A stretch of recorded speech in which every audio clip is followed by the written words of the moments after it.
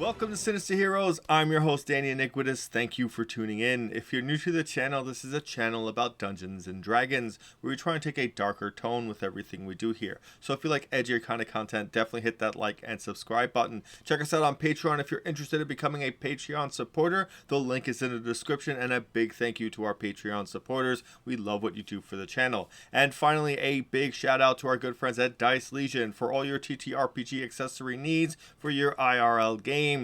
Definitely check them out and use the promo code SINISTER. All that out of the way, we're going to talk about goblins.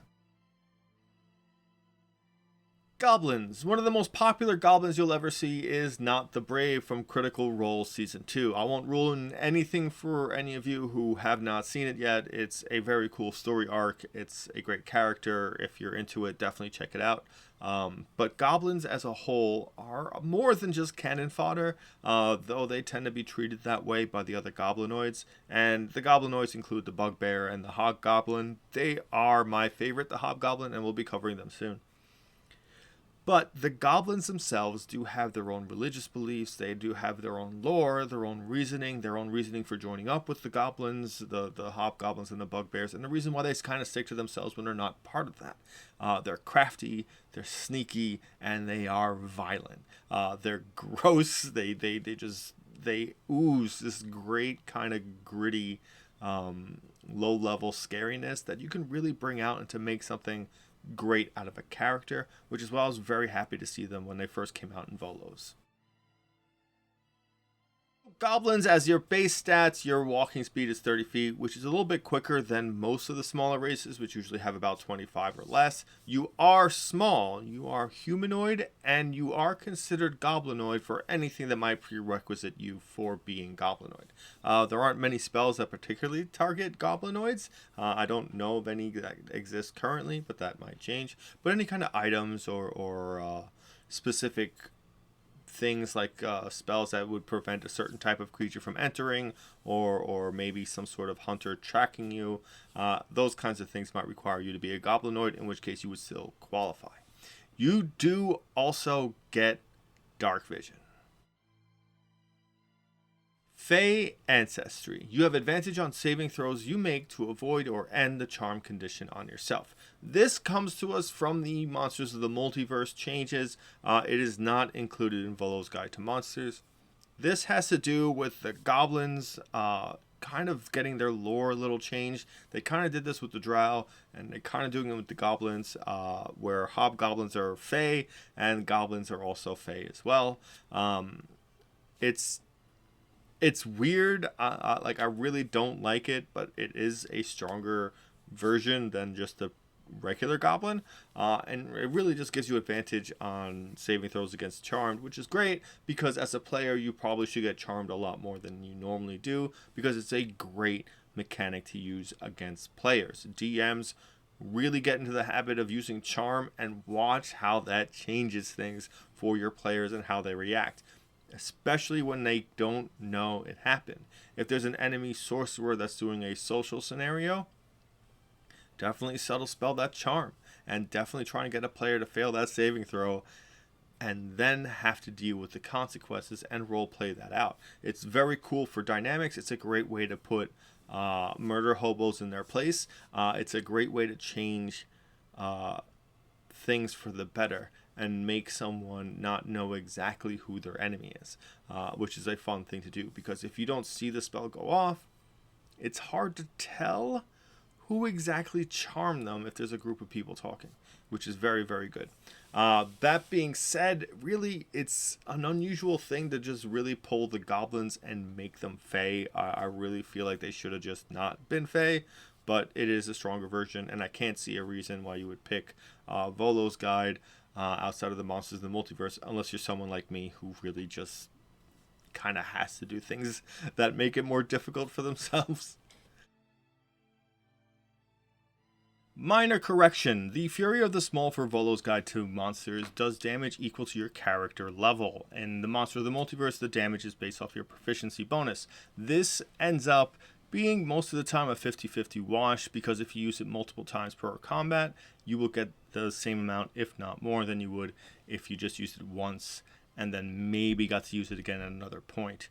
Depending on how your combats go and how your campaigns are run, if you do one fight a day, then you're really not going to have as much damage as if you did have the monsters of the multiverse in comparison to Volos, because even if you do it and you do your level 15 character, the amount of times you could do it in one combat would end up beating out that 15 score. Not by much, but it would end up beating. That being said, please don't destroy me for it. It was just an honest mistake. Fury of the Small. When you damage a creature with an attack or a spell and the creature's size is larger than yours, you can cause the attack or spell to deal extra damage to the creature. The extra damage equals your proficiency bonus. You can use this trait a number of times equal to your proficiency bonus, regaining all expended uses when you finish a long rest. And you can use it no more than once per turn. This is the Monsters of the Multiverse version. In Volo's Guide, you can only use it once per short or long rest. I think this is just a little bit stronger because you will probably end up with more of these per day, depending on how your group is. If you fight only 1 or 2 fights, it makes a bigger difference when you can use that 3 times as opposed to just once. But then again, that depends on your group, your composition. If you have a lot of people that do a lot of short rests, then it works better in your uses to be the original version. Nimble Escape. You can take the disengage or hide action as a bonus action on each of your turns. This is a great ability, specifically if you don't use rogues. Because this conflicts with your cunning action, this would be significantly better for you to be any other class. If you wanted to build some sort of crazy melee spellcaster, this would be great for you. If you were looking to be a ranger that wasn't dual wielding, which is probably most of you, this helps you out a lot and helps you fill more of that roguish type role. Anything can really benefit from this.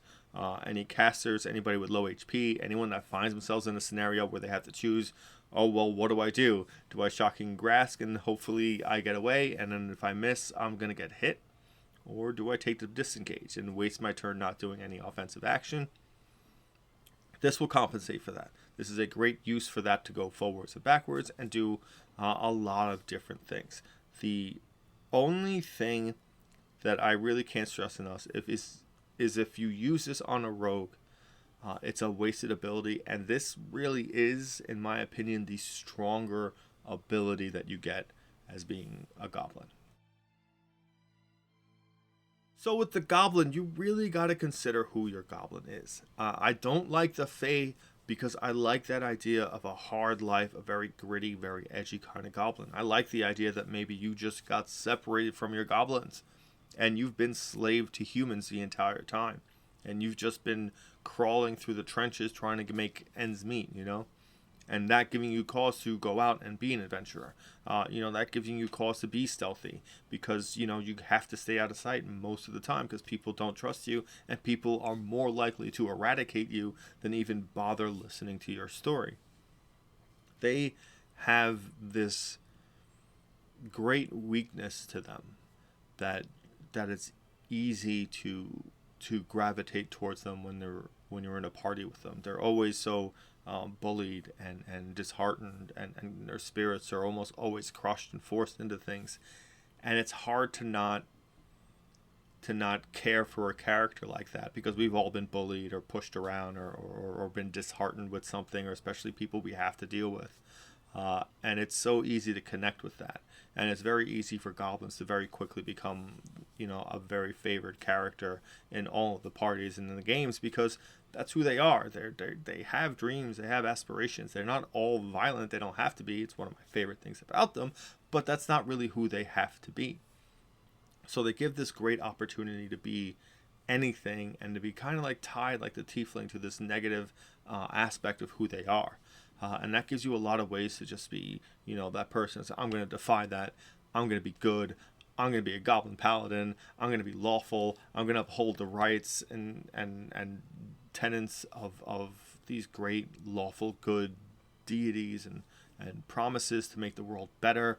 Or you can go berserk and jump right into that kind of goblin attitude where it's gimme, gimme, gimme, gimme. I need to survive. You would throw me under the bus, so I'm just going to beat you to it. That kind of an attitude. So there's always this level of like, who is this goblin? Is this goblin good? Is this goblin bad? And it's almost a shame that like they don't get a charisma bonus because of it. I don't normally talk about ability scores anymore because with Tashas, it just makes a lot of sense to me to just put the ability score increases wherever you want. But goblins used to really only be tied to getting 2 dexterity, 1 constitution. That 1 constitution because they're constantly getting beat on, and they do need to survive that. And they get that from everywhere. They get that from the hobgoblins. They get that from the bugbears. They get that when they're on their own. They get that from their own goblins. There's a belief in the goblin society, and this might really be from older editions, that there has to be one goblin that has to get just ridiculed and tortured, like emotionally, mentally, the entire time, because if they don't, an evil goblin deity emerges, and doing that protects that group of goblins from dealing with that. It's horrible, and their culture really kind of gravitates towards that. But like maybe that was who your character was, and you were so undeserving of that, and you needed to break away and just give a whole nother life a chance, because even that was dark and horrible, and what's in front of you might be dark and horrible either, as well, but you gotta try to make things better for you. There's so many good reasons to build a character around that and make it something that really has an arc. The more serious of a campaign you're in, the better arc you can make with a character like that. And the more goofy of a campaign you're in, goblins fit perfectly in there. Look at the goblins from Warcraft. They're just crazy. And it's a lot of fun to be that kind of a character. That being said, we're going to bring this video to a close. If you made it this far, definitely hit that like and subscribe button. Check us out on Patreon. Big thank you to our Patreon supporters and our good friends at Dice Legion. Use the promo code Sinister. Get 10% off all of your purchases, and you can keep using that code. They have a lot of things, dice bags, and other ttrpg accessories. Definitely give it a look, and thank you so much for giving a spooky kid a chance.